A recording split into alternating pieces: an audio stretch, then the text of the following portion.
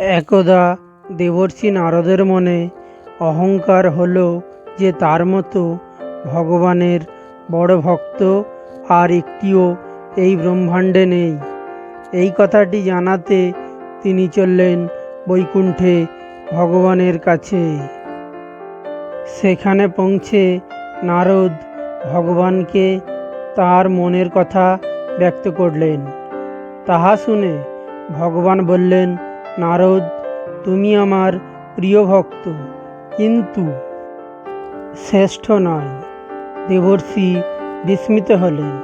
তিনি করজোড়ে বললেন, প্রভু, তাহলে এই ব্রহ্মাণ্ডে আমার থেকেও বড় কেউ আছে? ভগবান মুচকি হাসলেন। তিনি নারদকে দেখিয়ে দিলেন, ওই যে দেখছো, ওই চাষা জমিতে জোত দিচ্ছে, ওই হলো আমার সবথেকে বড় ভক্ত। মুনিবর চললেন ওই ভক্তের কাছে তাকে কাছ থেকে দেখতে।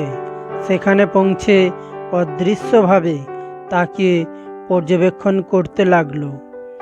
লোকটি গরিব চাষি, মধ্যবয়স্ক, জমিতে লাঙল দিচ্ছিল। গরু দুটিকে তাড়িয়ে তাড়িয়ে যাচ্ছিল আর মুখ দিয়ে হেট হেট করছিল। আবার গরু তাড়াচ্ছিল, আবার হেট হেট করছিল। কিছুক্ষণ পর পর ভক্তি ভরে দাঁড়িয়ে জয় শ্রীমন্নারায়ণ, জয় শ্রীমন্নারায়ণ জপ করে নিচ্ছিল। আবার গরু তাড়াচ্ছিল, হেট হেট। আবার ভক্তি সহযোগে দাঁড়িয়ে প্রভুর জপ করে নিচ্ছিল। এইভাবে সারাদিন সাংসারিক কাজকর্ম করত এবং নাম জপের মধ্য দিয়ে পরমাত্মার সঙ্গে জুড়ে থাকত। এইভাবে তার এক একটি দিন কাটত।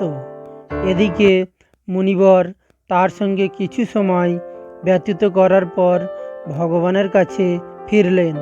সেখানে ফিরে নিবেদন করলেন, হে ভগবান, আমি আপনার সেই ভক্তকে দেখে এলাম।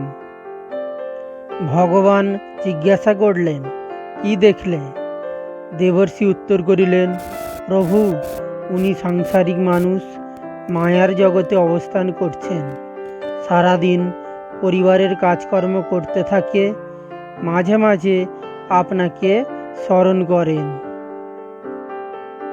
কিন্তু প্রভু, একটি কথা স্পষ্ট করুন, আমি সর্বদাই আপনার নাম স্মরণ করতে থাকি, কিন্তু ওই লোকটি সারাদিনে মাত্র কয়েকবারই আপনাকে স্মরণ করেন। তাহলে উনি আপনার পরম প্রিয় ভক্ত কিভাবে হলেন? ভগবান বললেন, এটা শোনবার আগে আমাকে একটি কাজ করে দিতে হবে। মুনিবার বললেন, বলুন।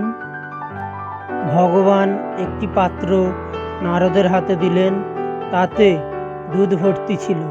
তিনি বললেন, যাও, এটি নিয়ে পুরো ব্রহ্মাণ্ড একবার ঘুরে এসো, কিন্তু মনে রেখো, এক ফোঁটা দুধ যাতে বাইরে না পড়ে। নারদজি চললেন দুধের পাত্র হাতে ব্রহ্মাণ্ড পরিক্রমা করতে। শর্ত একটাই, যাতে এক ফোঁটা দুধও বাইরে না পড়ে। সেই জন্য তিনি খুব সাবধানের সহিত মন দিয়ে পরিক্রমা করতে লাগলেন। এইভাবে কিছুদিন কেটে গেল। তিনি পরিক্রমা শেষে পুনরায় ভগবান ধামে গমন করলেন। অত্যন্ত আনন্দের সহিত ভগবানের উদ্দেশ্যে বলতে লাগলেন, হে ভগবান, আপনার কথা মতো আমি ব্রহ্মাণ্ড পরিক্রমা করেছি, কিন্তু এক ফোঁটা দুধ বাইরে পড়েনি।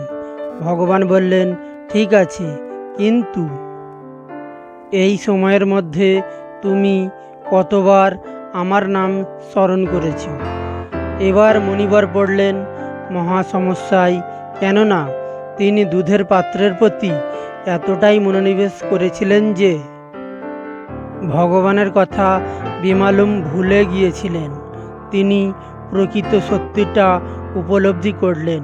ভগবান বললেন, দেখো বৎস, তুমি ব্রহ্মচারী, তোমার হাতে তেমন কোনো কাজ নাই, তাই তুমি সারাদিন আমার নাম করতে থাকো।